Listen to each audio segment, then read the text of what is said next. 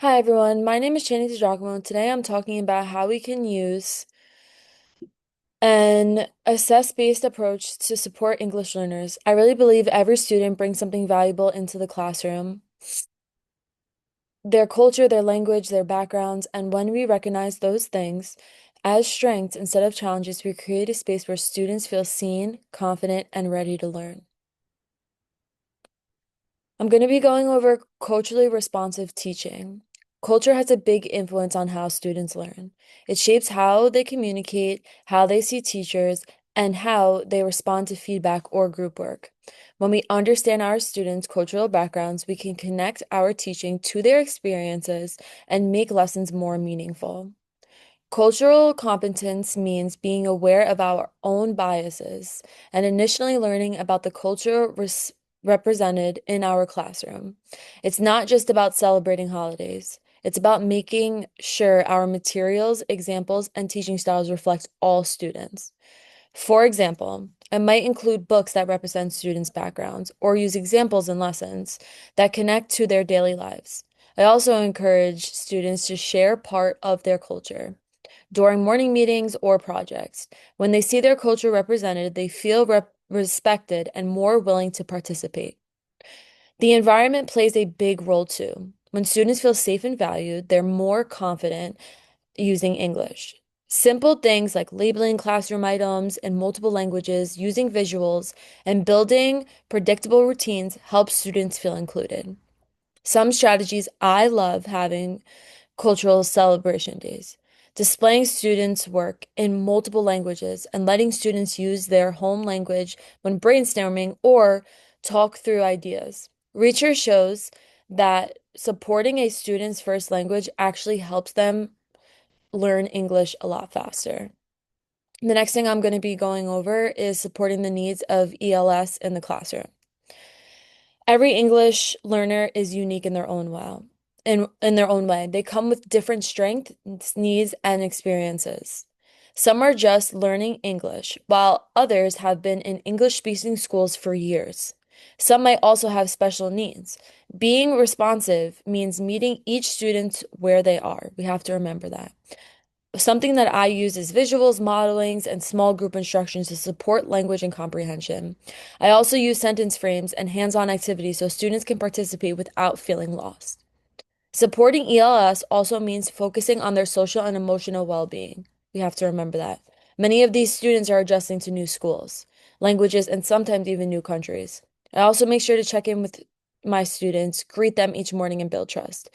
Just to kind of add in one thing for me, I went into a new high school when I was a freshman and it was very hard for me.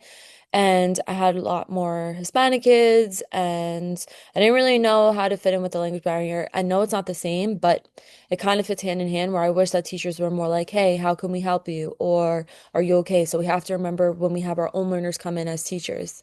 Understanding students' emotional and cultural needs helps shape how we create routines, which routines are the most important.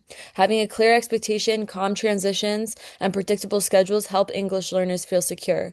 When students feel comfortable, they're more willing to risk with language and try new things. So we have a new student in our school who he came from Spain and his main language is Spanish and he has disabilities.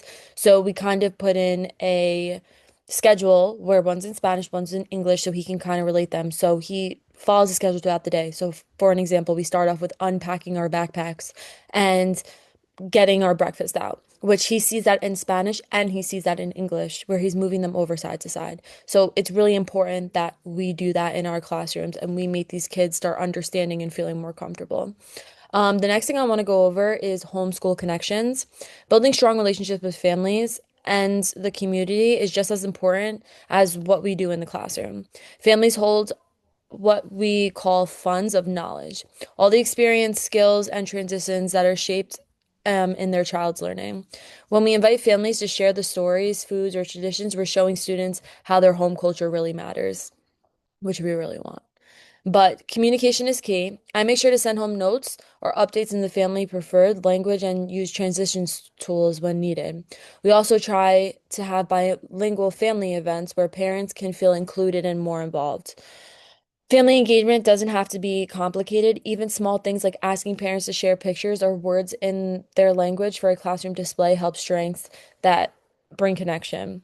Parenting with local cultural centers or community groups is another great way to build inclusion, which inclusion is very important in the classroom. When schools and families work together, students see that everyone around them values matter, their culture, their language, that connection builds confidence and motivation, and it makes learning way more meaningful. Um, Taking an assessed approach means shifting and focusing from what English learners lack to everything they build. Their language, their traditions, their worldviews, all of those things make our classroom stronger. As teachers, when we integrate culture into our lessons, support students' emotional well-being, and partner with families, we're not just teaching English, we're empowering students to thrive as confident, capable learners. After everything we went through, this is very important when you're starting your own classroom or you already have one. So I hope that you take the tips and tricks that I use and bring it in too. I also wanted to add one more thing about the homeschools. From my classroom that I'm in right now, we have two homeschools. We have a Spanish one and we have an English one, which we send home sending notes to the family. And the families love it so much because they can communicate back with us and they know what's going on in their child's day, which I think all families need to have. So, thank you so much for watching, and I hope you got all the information that you needed.